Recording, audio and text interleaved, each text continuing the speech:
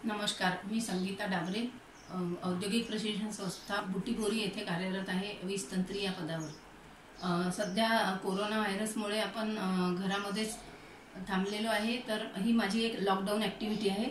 माझ्याकडे हे एक मॉडेल आहे ट्रान्सफॉर्मरचं, तर मी ट्रान्सफॉर्मरवरती थोडक्यात तुम्हाला ट्रान्सफॉर्मर आपल्याला प्रॅक्टिकलला असतं, पण त्याच्यामध्ये सुरुवातीला फॉल्ट आहे की नाही डायरेक्टली घेऊन आपण ट्रान्सफॉर्मर वर्किंग कंडिशनमध्ये घेत नाही किंवा त्याच्यावर प्रॅक्टिकल करत नाही। तर त्याकरता आपण सुरुवातीला त्याच्या टेस्टिंग घेऊया, म्हणजे कंटिन्युटी टेस्ट आणि open circuit short circuit test घेऊया आपण। तर हे मेगरच्या सहाय्याने घेऊया। माझ्याकडे हे मेगर आहे। आपल्याला माहिती आहे की मेगरवरती 0 ते इन्फिनिटी हे मार्किंग असतात आणि ह्याच्या सहाय्याने आपण आता ह्या वाइंडिंग मधली कंटिन्युटी घेऊ।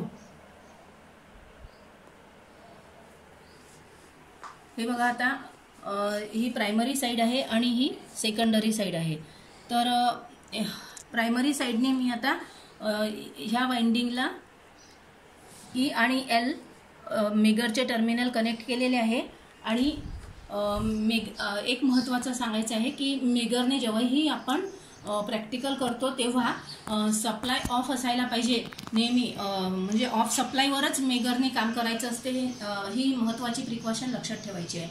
हे मेगर जे आहे हे 160 RPM ने फिरवायचं आहे। मेगरचं हँडल मी 160 RPM ने फिरवत आहे। इथे 0 हे रीडिंग दाखवलेलं आहे। 0 रीडिंग आहे म्हणजे ही वाइंडिंग कुठेही ओपन नाही आहे, ही कंटिन्युअस आहे, हे याच्यावरून सिद्ध झालेलं आहे। आता आपण घेऊया सेकंडरी साइड।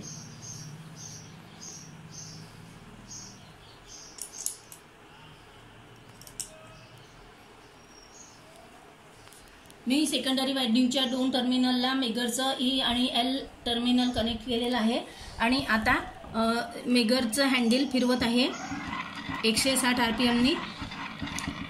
इथे रीडिंग दाखवत आहे 0 रीडिंग येत आहे। याचाच अर्थ असा की ही पण वाइंडिंग म्हणजे पूर्ण आहे, डिस्कनेक्ट नाही आहे। त्यानंतर आता आपण बघूया शॉर्ट सर्किट आहे का, म्हणजे प्रायमरी आणि सेकंडरी मध्ये शॉर्ट सर्किट आहे का, ही टेस्ट आपण या मेगरने घेऊ शकतो। मी प्रायमरीच्या एका टर्मिनलला मेगरचं ई टर्मिनल जोडलेलं आहे आणि सेकंडरीच्या एका टर्मिनलला मेगरचं एल हे टर्मिनल जोडलेलं आहे आणि मी मेगरचं हँडल आता फिरवत आहे। बघा, इथे रीडिंग येत आहे इन्फिनिटी। जेव्हा रीडिंग इन्फिनिटीकडे आहे याचाच अर्थ असा की ट्रान्सफॉर्मरची प्रायमरी आणि सेकंडरी यामध्ये कुठेही शॉर्ट सर्किट नाही आहे, हे काम करण्यामध्ये योग्य आहे। आता बघूया आपण की अर्थ टेस्ट घेऊया। हे जे आहे हे ट्रान्सफॉर्मरचं कोवर असतं, आपल्याला माहिती आहे, आणि हे कोवर अर्थ केलेलं असतं। तर हे कुठे अर्थ सोबत एखादी वाइंडिंग जुळलेली आहे का हे आपल्याला चेक करावं लागते। मी प्रायमरी वाइंडिंगचं एक टर्मिनल आणि अर्थचं जे टर्मिनल आहे त्याला मेगरच्या लीड जोडलेले आहे आणि आता मेगरचं हँडल फिरवत आहे। रीडिंग इन्फिनिटी येत आहे। याचाच अर्थ असा की जी प्रायमरी वाइंडिंग आहे ही कुठेही अर्थ सोबत कनेक्ट झालेली नाही आहे, म्हणजे शॉर्ट नाही आहे।